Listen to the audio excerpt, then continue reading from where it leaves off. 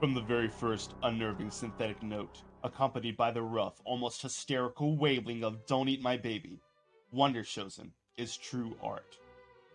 The large red letters reading "Warning" catch all those watching's eyes and force you to read it. The message indicates the show is not only unsuitable for children, but also for those of weak spirit, exposing them to the soul-crushing truths of the world. The very first transition into stock footage following the title card, the viewers greeted with the opposing forces. A sudden and abrupt stabbing of the knife, so close to the smiling child, is jolting only to us. The child seems almost oblivious to the knife, oblivious to the danger. The next scene of a boy with a pony places us back in the safety of childhood. A happy moment from a birthday party, perhaps. From this, we cut to a cartoon girl eyeing sweets through a window and desperately trying to taste them through the glass.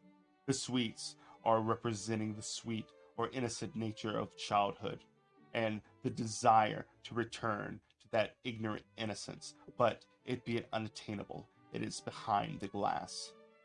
This is followed with more stock footage of a child in some sort of peril for amusement's sake. But, much like the first one, this is also accompanied by the atmosphere of a carnival. But quickly, we must forget about this perceived danger as what appears to be the awkward school photo of a boy zooms in. He is the everyman, inviting the viewers to recall their own awkward childhoods, to associate themselves with these characters. But before any time can be spent on our own nostalgia, a quick cut to stock footage of children participating in more dangerous stunts tricks us into thinking that it is just stunts, that it is just all fun and games, and at a glance, the next scene confirms just that, with the boy laughing. But it soon sinks in that we are what the boy is laughing at, pointing and jeering, not with jovial innocence, but with malice. His cackling face dissolves into a photo of a toddler crying in fear, desperately reaching for anyone to take her away from Santa Claus. On the surface level, it's just another image invoking the paradox of danger and innocence. Santa, of course, being a symbol of joy, and the child responding in fear is almost the opposite of the child smiling while the dangerous knives were being thrown at them for earlier.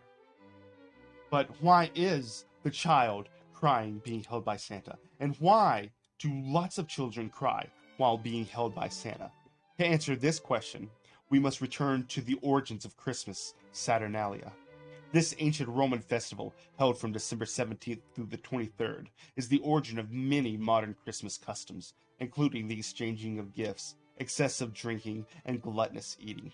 All of this culminating in a sacrifice to the god Saturn. Saturn, or Kronos, is the god of time.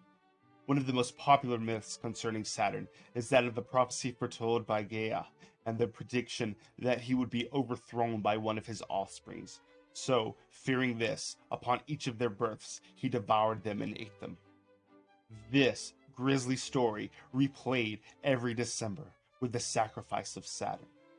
So, is this societary trauma replaying itself whenever the modern Saturn is offered a child in mock ritualistic sacrifice? Santa is Saturn, the personification of time, destroying the innocence, much as time itself destroys our own innocence. After this, a stop-motion girl dreamily looks back at her own memories, calling us to remember our own. But before we are able to recall our own childhood, we are forced into one of the most absolute scenes of the loss of innocence as JFK Jr. salutes during his father's funeral. This powerful image invokes tragedy, and its impact is in full force. The imaginary danger is very much real, and tragedy can and will strike. This transitions into what appears to be a violent protest in Haiti, a comparison to the upper and lower classes, calling back to the previous clip of JFK, a comparison of the haves and the have-nots. But in this situation, as we gaze upon the faces of children in the middle of a mob, it is innocence itself that is that luxury. Finally, ending all in the fiery explosion of the Hindenburg, destroying all feeling of hope. One cannot help but mentally recite the famous exclamation of, "Oh, the humanity!" upon seeing the blazing blimp. And those words echo true, because it is of humanity. The false constructs, rituals, and systems that mankind has put into place, which aids and hastens the loss of innocence, not just in the individual, but in society as a whole.